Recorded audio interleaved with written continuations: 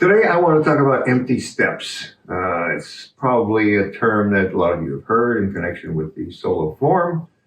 And it's an interesting subject for a couple of reasons. It's interesting enough in itself, and we'll talk about that in a minute, but it's also interesting as an extremely easily explained aspect of Tai Chi methodology and the kind of way you learn in Tai Chi that's quite different from other martial arts. We have in Tai Chi something that I like to call disposable behavior. It makes it kind of hard for anybody who's ever done martial arts to look at things that you do in Tai Chi practice and think that it has anything to do with a real martial art, because they see the outward behavior that you're practicing and they say, well, I don't think that would work very well. And the thing is, they're quite right. And this can't be excused by the idea that you're going to develop some sort of chi or inner power or something like this is going to make it all work out okay. Now, Tai Chi does proceed with all of its exercises on the assumption that you are going to develop this power, because everything you're learning doesn't really work unless you have it. But that doesn't mean the behavior that you're using to get there is the behavior you're going to do later. Now, as almost all martial arts, indeed all physical activity, what you learn is behavior, and then you learn to make that behavior better, but you don't have disposable behavior. You don't have something that you work very hard at learning to do, only to be purposely forgotten and thrown away later. This is quite unusual. The only excuse for it is that this behavior is only intended to create the easiest possible situation in which you're actually trying to learn something else, something that's a lot more subtle, something that's not obvious to the people who are watching that you're learning it. And Tai Chi Chuan is filled with this kind of methodology. Like I say, it's extremely unusual in this. And it makes the progress almost kind of like an intelligence test, because each stage of the protocols of Tai Chi Chuan introduces you to something which you could sort of get stuck on and think, well, this is the final thing. This is the behavior, finally, that we've been leading up to. But you should be suspicious of every single thing that appears in Tai Chi training. And this is why I like to call Tai Chi Chuan a method of training rather than a method of fighting.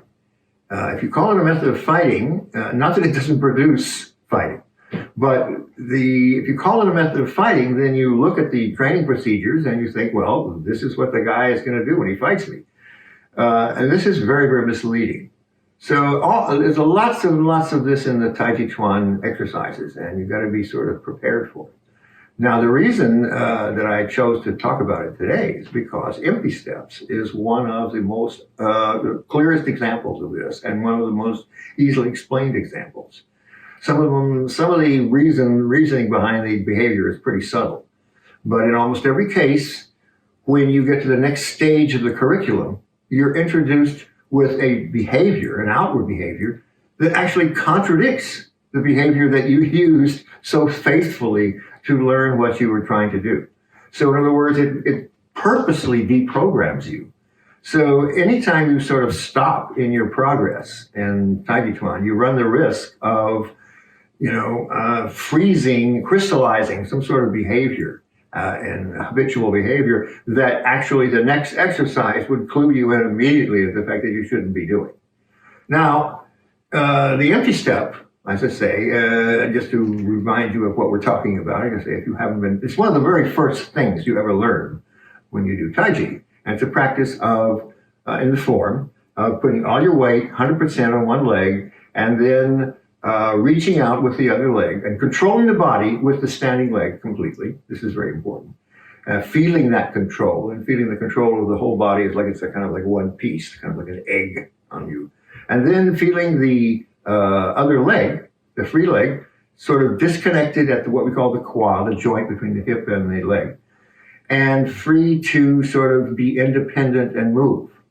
And what you're trying to cultivate is a feeling of emptiness in this leg. And the way you do this is you keep the weight 100% on the standing leg until the stepping leg, whichever way it's stepping, forward, backward, whatever, sideways, has touched the ground.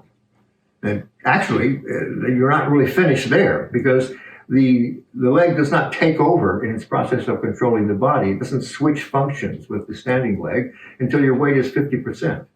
So even after you put the foot on the ground, it's still empty.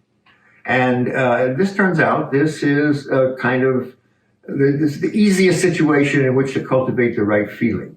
When you're just in the midst of ordinary movement, like walking on the street, if you unconsciously sort of combine functions of the legs, that is to say, you're very active with one leg as you're stepping, and then the stepping leg stepping out is active also. In Tai Chi Chuan, we want to make the stepping leg completely follow the motions of the body, that is, of the torso, especially right at the hips. This is the way we create steps, and this is a very important aspect of Tai Chi Chuan. To me, the most important, most elegant thing about Tai Chi Chuan is that it produces extremely elegant footwork, which is to me the secret of boxing. But anyway, the stepping, the empty step is the first step, if you don't mind, on the way to the mastery of this footwork situation. And it's completely, of course, not any kind of behavior that you want to actually do in a real fight, or even in any kind of next stage of Tai Chi Chuan. Like I say, the next stage is liable to wipe that out. And this was comically kind of demonstrated in the first time they had a stepping protocol allowed in one of these hand pushing tournaments. This was in the 60s. Hand pushing tournaments were like extremely, they'd just been invented, really. Nobody knew what the hell they were supposed to be doing in them. And so they decided they would have one part of the tournament where people were allowed to take steps. Well, I wasn't there, but I saw an extensive video of this. And it seemed to me that every single person in this felt the obligation to duplicate these empty steps as they were done in the form in the midst of this other level of practice. If you've ever seen the cartoon of Mr. Natural, it sort of made everybody look like Mr. Natural. It was really comical and it was kind of pathetic. And obviously, there was something wrong with it. But you would read people who would excuse it and say, well, they're just not good enough at it to make it look good. But they're still doing the right thing. They're copying what you do in the form. No, they weren't supposed to be copying what you do in the form. And in fact, the next step, pardon me again, from fixed hand pushing is three-step hand pushing. And in three-step hand pushing, the very first step you take forces you to break this rule. And you will quickly learn that the rule is something that has nothing to do with the protocol of these advanced exercises. But the condition of emptiness does. So that's what defines an empty step. Now, I studied with Ju Chu Fang, and one day I asked him about, show me an empty step. And I expected he would show me a really great version of what you do in the form, really controlling the body perfectly and putting the foot down and picking it up again without showing any movement of the body. Instead, he did the exact opposite. He jumped into the air and landed on the opposite leg, just falling onto the leg. But he landed like he was landing on his mama's stomach or something. I mean, he was just so soft and so gentle and so careful as he landed that it didn't make a sound. And I said, that's pretty impressive, but I said, that sort of seems like the opposite of what we've been learning to do and in the form. And he said, oh yeah, well, those steps in the form, those are also empty steps, but much easier to do. And I realized at this point that it was the condition of the leg that created the empty step, not the protocol of the practice that developed it. And this was the real standard. So this fits in completely now and sort of like a clue to advanced levels of what you do when you do Tai Chi. As it says in the classics, the steps follow the changes of the body. It says force is released through the back and the steps follow the changes of the body. By force is released through the back, it means force from your opponent. And the force from your opponent impacts you in some way, and it's a complex study also, but somehow it directs you to turn the body one way or the other and do something with the torso. This thing you do with the torso is completely controlled with one leg, and almost always the leg that's carrying the most weight, but it doesn't have to be. It's completely controlled with one leg. The other leg is made completely empty.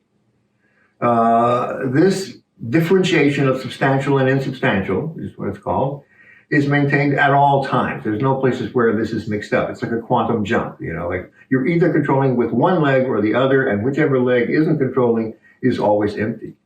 So the cultivation of this, you can finally see sort of in the form. And actually there's one move in the form that contradicts this. The move is the turn on your toe, or the front part of your foot, before you do the double lotus kick. And when students misunderstand, like I say, the kind of protocol and what it means, they compulsively do a kind of perfect turn with their axis in perfect place, and then they stick out the foot, and then they transfer the weight in the way that they think is correct. But actually, when you do this form, you're supposed to take like a normal step, as though you're just stepping forward and landing on the leg. Except the only difference is that as you do this, you're turning the body with the control from the standing leg so that this normal step proceeds in a circle and comes around behind you. That's the kind of differentiation that you're supposed to be showing, that kind of careful control. And the condition of the leg is such that when you land right on it, you land very softly, and then you come up, and then the lotus kick comes out of that without any pause or hesitation. But this is a completely contradictory move to what you think the protocol is. So be alert for this. And like I say, the empty step is an extremely easy example to explain. And it must be clear to everyone what I'm talking about. But be alert for this kind of behavior, of disposable behavior, throughout your practice, because it appears in much more subtle ways. Now, the fact that this behavior is disposable doesn't mean it's unimportant.